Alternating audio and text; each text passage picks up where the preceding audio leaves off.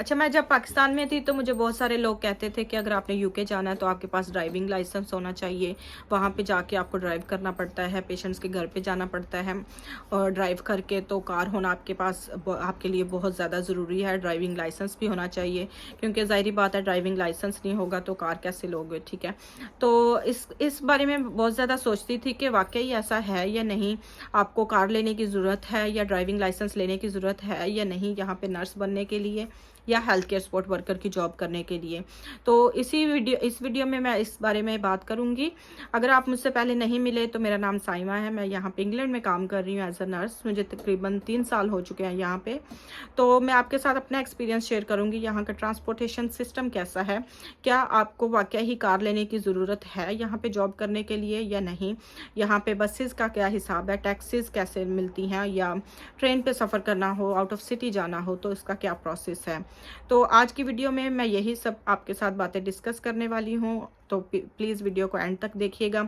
अगर आपके पास कोई सवाल है इमिग्रेशन के बारे में, जॉब्स के बारे में, या नर्स बनने के बारे में, या हेल्थ केयर सपोर्ट वर्कर बनने के बारे में, तो प्लीज़ कमेंट्स में मुझे ज़रूर बताइएगा।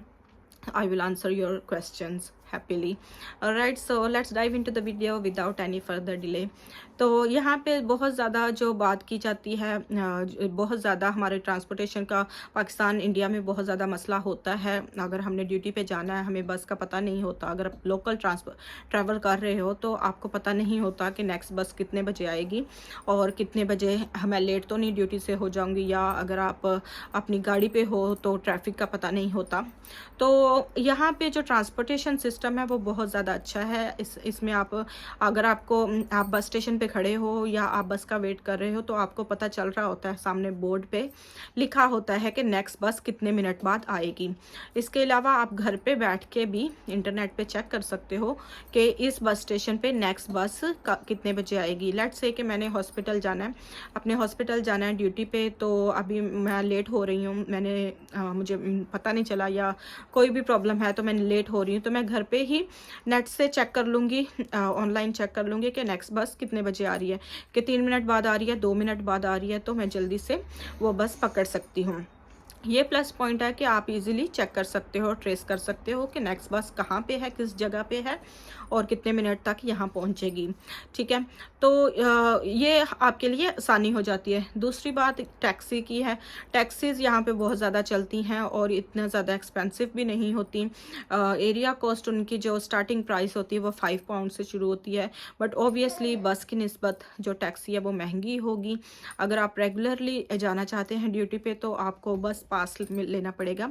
बस पासेस मिलते हैं ड्यूटी के लिए और एनएचएस की तरफ से। वैसे अगर आपने कहीं जाना हो तो आप टैक्सी ले सकते हैं या बस में भी ट्रैवल कर सकते हैं। बस पास क्या होता है, जो आप टिकट ख़रीद सकते हो बस में ट्रैवल करने की। अनलिमिटेड उसमें जर्नीज़ होती हैं, आप जितनी मर्ज़ी एक दिन में 3 बार 4 बार जितनी बार मर्ज़ी ट्रैवल करो। और आप डेली की टिकट भी ले सकते हो, वीकली भी ले सकते हो, मंथली भी ले सकते हो, या 6 महीने की लेनी हो, साल की लेनी हो तो वो भी टिकट ले सकते हो। अब हम अगर प्राइस की बात करें तो टैक्सी जो है 5 पाउंड से शुरू करते हैं, तो माइल के हिसाब से होता है आपका। अगर आपने दूर जाना है तो ऑब्वियसली आपको ज़्यादा चार्ज पड़ेगा। बस में टिकटिंग का जो है, हमारे लोकल एरिया में जहाँ पे मैं रह रही हूँ पोर्ट्समाउथ में, यहाँ पे जो 1 वे टिकट है आपकी, वो आपकी 3 पाउंड की है। कभी कभी 2 पाउंड की देते हैं, कभी 3 पाउंड की, ठीक है। लेकिन जो आपका डे टिकट होती है इसमें जो आना जाना आपका हो जाता है कि आप जा भी रहे हो तो वापस भी आपने आना है, ज़ाहिर बात है, तो उसकी वो 5 पाउंड की टिकट होती है बैक एंड फोर्थ की। डे टिकट आप ले लो अगर आप ड्यूटी पे जाना चाहते हो। अगर आप मंथली टिकट नहीं लेना चाहते तो आप डेली की टिकट भी ले सकते हो या वीकली टिकट भी ले सकते हो। अब मंथली टिकट में हमें कितना किराया आता है जो है ड्यूटी पे जाने के लिए। मंथली टिकट यहाँ पे जो है पोर्ट्समाउथ में इसकी जो प्राइस है वो 84 पाउंड्स है पर मंथ। उसमें अनलिमिटेड ट्रैवल है, आपके जितनी बार मर्जी, छुट्टी वाले दिन भी आप अगर ट्रैवल करना चाहो तो आप कर सकते हो। But because we work in the NHS तो हमें एम्प्लॉयर की तरफ से, एनएचएस की तरफ से डिस्काउंट मिलता है, डिस्काउंट कोड मिलता है आपको। वो कोड आप जब अपनी टिकट परचेज करते हो तो वहाँ पे वो कोड डालते हो तो आपको सिर्फ 48 पाउंड्स पे करने पड़ते हैं पर मंथ। तो इधर हम बस के 48 पाउंड्स पे करते हैं 1 मंथ के लिए। उसमें आपकी एनुअल लीव्स लीव्स आ जाती हैं, अगर आप ड्यूटी पे नहीं जा रहे तो वो वेस्ट ही हैं, उसमें वो काउंट नहीं होते। आपकी मंथ के हिसाब से टिकट होती है। You can also opt for जो डायरेक्ट पेमेंट होती है ईच मंथ अपने डेबिट कार्ड से, वो भी आप सेट कर सकते हो, ठीक है। तो वो मंथली ऑटोमेटिकली आपकी डिडक्शन होती रहती है। ये होगी बात बस की। अगर हम ट्रेन्स की बात करें, अगर हमने आउट ऑफ सिटी जाना है, लंदन जाना है या बर्मिंघम जाना है या कैम्ब्रिज या किसी भी और एरिया में जाना है, तो हमें ट्रेन लेनी पड़ती है। अब ट्रेन का सफ़र जो होता है वो थोड़ा लंबा होता है। अब यहाँ से लंदन जाने में तकरीबन 1 से 1.5 घंटा लगता है, ठीक है। तो ट्रेन्स की जो टिकटिंग है वो रिजनेबल प्राइसेस में होती है, डिपेंड्स ऑन द टाइमिंग कि अगर आप वर्किंग आवर्स में ट्रेन बुक करते हो, उसी टाइम पे आपने ट्रैवल करना है तो उसका फेयर थोड़ा ज़्यादा होता है। और जो रेगुलर उसके अलावा ड्यूटी आवर्स के अलावा उसका फेयर थोड़ा कम होता है। तो आप टिकट एडवांस में बुक कर सकते हैं, जिस दिन आपने ट्रैवल करना हो देख लें कि सही प्राइस में मिल रही है अगर आपको टिकट, तो उस हिसाब से आप बुक कर सकते हैं। आउट ऑफ सिटी जो है वो बसेस भी जाती हैं, जैसे कि नेशनल एक्सप्रेस की हो गई। ट्रेन के अलावा अगर आपने बस में सफ़र करना हो तो वो भी जाती हैं। उनका ड्यूरेशन थोड़ा ज़्यादा होगा, लेकिन वो मतलब कि ट्रेन का सफ़र ज़्यादा अच्छा होता है बसेस की निस्बत। ज़ाहिर बात है बसेस थोड़ी कंजेस्टेड भी होती हैं, ट्रेन में आप इजीली बैठ सकते हो, और जो अगर आपने लगेज वगैरह भी ले जाना है तो इजीली आप उसमें रख सकते हो, खा पी भी सकते हो जो मर्ज़ी। तो बस में जो है सीट्स साथ साथ होती हैं, तो लंबा सफ़र है 1.5 घंटे का, तो आपको थोड़ी मुश्किल हो सकती है अगर आप बच्चों के साथ ट्रैवल कर रहे हैं। तो ट्रेन में ऐसा कोई प्रॉब्लम नहीं होता, टॉयलेट्स भी होते हैं, बस में जो नहीं होता। तो ट्रेन में आप इजीली सफ़र कर सकते हो। टिकटिंग जो उसकी प्राइसेस होती हैं वो अगर आप एडवांस में बुक करोगे तो आपको चीप पड़ेंगी, लेकिन अगर आप उसी दिन बुक करते हो तो आपको महंगी भी पड़ सकती हैं, ठीक है, अगर आपने आउट ऑफ सिटी जाना है तो। एनएचएस के लिए ड्राइविंग लाइसेंस होना ज़रूरी नहीं है। अगर आपके पास ड्राइविंग लाइसेंस नहीं है या कार नहीं है तो उसका कोई प्रॉब्लम नहीं है, ठीक है। एज सच आपको ज़रूरत नहीं है कि आप फ़ौरन कार आपके पास होनी चाहिए, क्योंकि ट्रांसपोर्टेशन सिस्टम अच्छा है, आप लोकल भी सफ़र कर सकते हो। हम जिस बस में ट्रैवल करते हैं उसी बस में हमारे कंसल्टेंट्स आ रहे होते हैं, डॉक्टर्स आ रहे होते हैं, हमारी रिसेप्शन के स्टाफ आ रहे होते हैं। सारा स्टाफ जो है लोकल भी सफ़र करते हैं। जिन लोगों को लोकल नहीं जाना पसंद, बसेस में जाना नहीं पसंद, वो अपनी ट्रांसपोर्ट ले लेते हैं। दूसरी बात, अगर आप रिमोट एरियाज़ में रह रहे हो, कहीं दूर रह रहे हो, तो अगर आपने चीप घर लेना है, मतलब कि सस्ता हाउस लेना है, तो वो रिमोट एरियाज़ में आपको ईजिली मिल जाते हैं। तो उसका क्या होगा, आप पब्लिक ट्रांसपोर्ट आपको यूज़ करने में थोड़ा प्रॉब्लम होगा, या ज़्यादा टाइम के लिए गाड़ी में सफ़र करना पड़ेगा बस में। उसके लिए लोग करते हैं कि पब्लिक ट्रांसपोर्ट यूज़ नहीं करते, अपनी कार ले लेते हैं।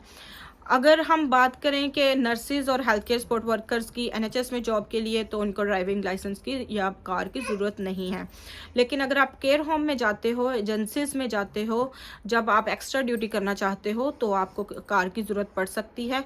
ज़ाहिर बात है, वो एजेंसीज में अगर आपने काम करना है तो वो दूर होंगी, तो या बाज़ औक़ात आपको आउट ऑफ सिटी भी जाना पड़ता है, तो उसके लिए आपको कार की ज़रूरत पड़ेगी, क्योंकि आपने ड्राइव करके जाना पड़ेगा।